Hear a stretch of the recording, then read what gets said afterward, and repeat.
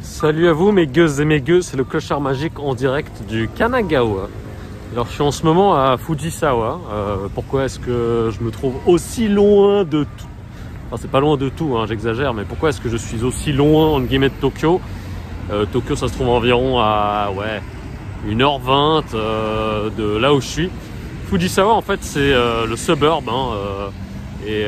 c'est l'une des plus grandes villes du suburb du côté du Kanagawa, Shonan, area, etc. Et je me trouve ici parce que c'est à cause de mon nouveau travail. Alors j'ai eu mon premier jour de travail aujourd'hui, qui était plutôt une journée d'orientation un petit peu. Et il se trouve que je serai souvent amené à venir là parce que j'ai beaucoup de mobilité qui est liée à mon travail. C'est-à-dire que si par exemple moi je suis, si on décide de m'envoyer dans tel ou tel endroit pour aller travailler avec des collaborateurs et tout, il faut que je m'y rende. Donc là en l'occurrence j'ai été envoyé à Fujisawa et je pense que je serai amené à y venir de temps à autre encore, malheureusement pour moi.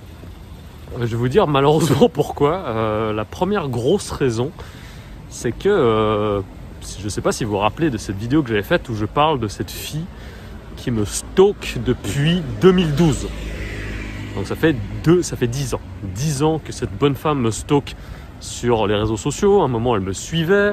Elle connaissait tous les faits et gestes que je faisais. Et il se trouve qu'elle habite à Fujisawa. Donc moi, c'est ça qui me fait un petit peu flipper parce que si je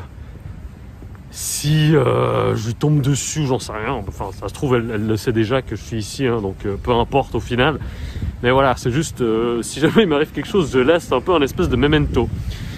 Et le truc, c'est que si vous n'avez pas vu la vidéo, allez la voir. Hein, je vous raconte l'histoire de cette femme qui me suit depuis 10 ans. Et l'autre mauvais souvenir que j'ai par rapport à Fujisawa, c'était qu'il y a 10 ans également. Hein, donc vous voyez, ça ne rajeunit pas du tout cette histoire. J'étais convié à une soirée hip-hop dans un club qui s'appelle le club FAP.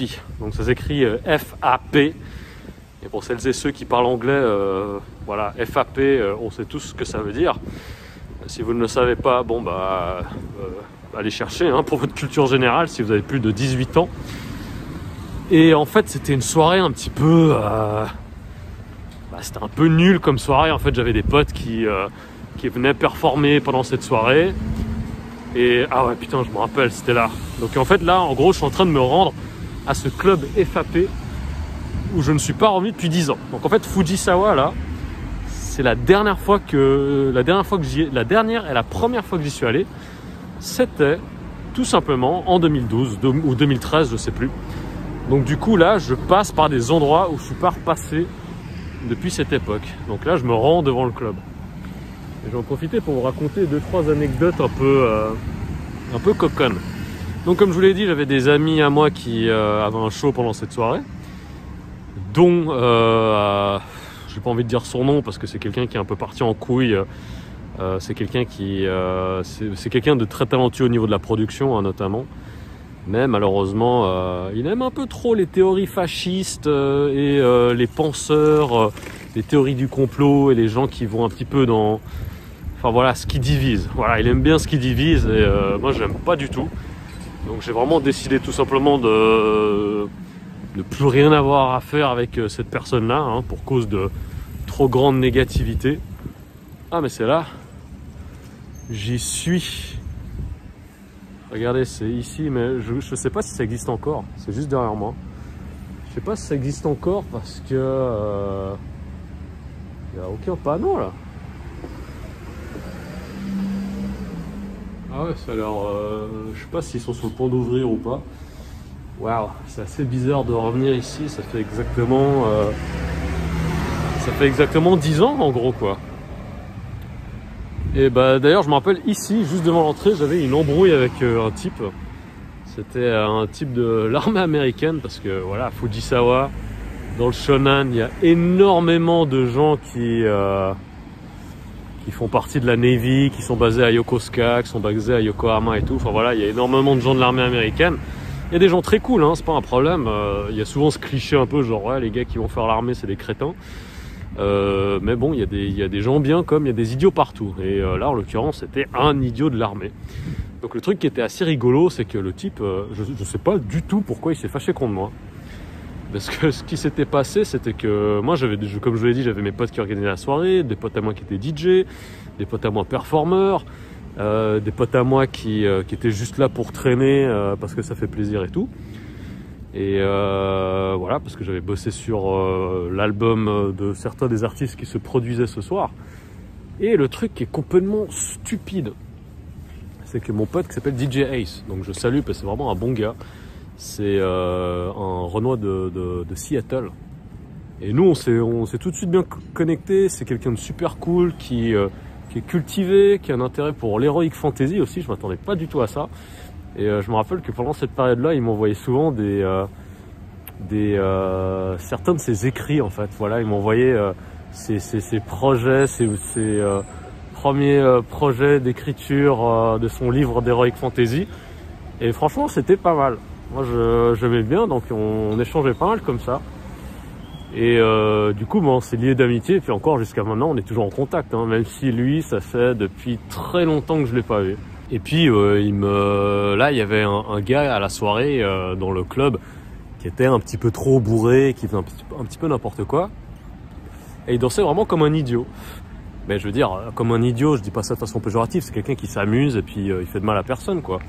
Et du coup, j'ai un pote qui descend et qui dit « Ouais, machin, vous avez vu le gars, là il danse n'importe comment, il est trop bourré. » Et moi, je dis pour me marrer « Oh, il faut que j'aille voir ça, quoi. » Et là, justement, il y a le gars de l'armée américaine, qui était aussi avec une meuf de l'armée américaine, qui me fait Putain, mais tu dis quoi, toi?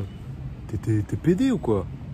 Et moi, j'étais là, mais calme-toi, c'est quoi ton problème? Je dis ça en rigolant, tu vois, il y a un type qui danse de façon marrante et un peu tendancieuse, je dis que j'ai envie d'avoir ça parce qu'en soirée, on s'amuse, quoi, tu vois, tout le monde. Il fait, ouais, mais t'as un problème et tout, c'est quoi ton délire? Enfin voilà, alors déjà, le gars... homophobe, tout ce que vous voulez, donc j'étais bon, bah, toi et moi on ne va pas être amis. Et j'ai mon pote Ace qui s'est interposé, puis il a dit mec, tu fais quoi? C'est un pote, he's good, c'est un bon gars, c'est un bon gars.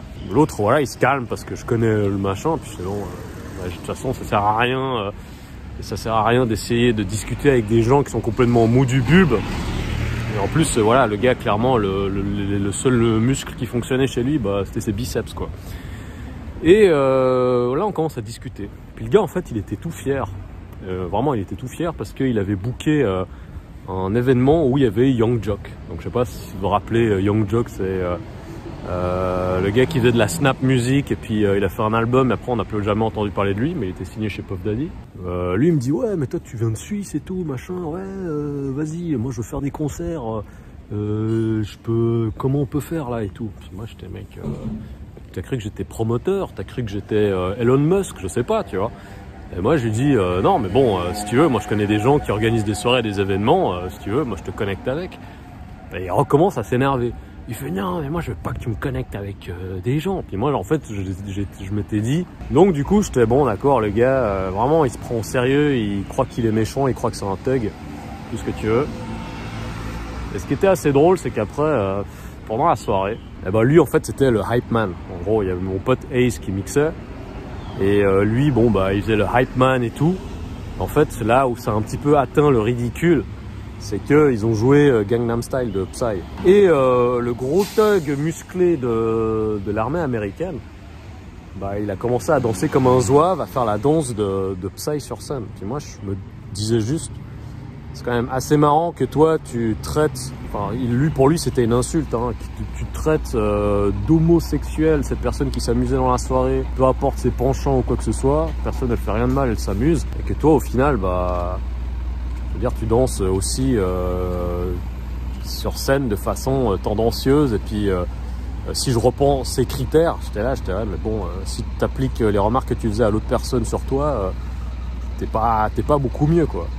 Donc voilà, ça n'a fait que confirmer la théorie que c'est un crétin qui est prêt à danser pour quelques yens. Donc c'était assez ridicule. Mais bon, sinon, bon, bah, c'était cool de voir des gens de la soirée ici, des amis et tout. Mais ça, ouais, en fait, c'est un truc... ça m'a toujours un petit peu saoulé dans la région du Shonan, c'est que Et malheureusement, il y a beaucoup de gens qui sortent et qui picolent. Et puis surtout, un petit peu quand tu as les gens de l'armée américaine, hein, tu as malheureusement certains cas. Et lui, il en faisait partie. D'ailleurs, je vous raconterai aussi à l'occasion la fois où je me suis battu contre un gars de l'armée américaine. Enfin, battu, c'est un grand mot, mais ça a failli très mal tourner en fait. Et voilà, donc du coup, petit passage à Fujisawa. Maintenant, je sais que à cause du boulot, je vais devoir passer ici de temps à autre. Et c'est un endroit qui me rappelle un peu des trucs un peu relous, quoi. Parce que aussi, l'un des dates que j'avais eu avec une de mes ex, avec qui ça s'est très mal terminé, bah, c'était à Enoshima. Et Enoshima, c'est une très jolie île hein, qui est à côté de Fujisawa. Il faut prendre un pont qui traverse la mer, donc c'est vraiment une île et tout. C'est super joli, c'est super cool. Et voilà, donc en gros, la dernière fois que je suis venu à Fujisawa, entre guillemets, c'était pour ce date avec cette demoiselle. Il y a la folle qui me poursuit, qui habite ici. Et c'est d'ailleurs quand j'étais en soirée dans le club FAP que j'ai reçu ce fameux message genre « Ah alors t'es à Fujisawa, tu t'amuses bien et tout, c'est comment la soirée ?» qui m'avait bien fait flipper.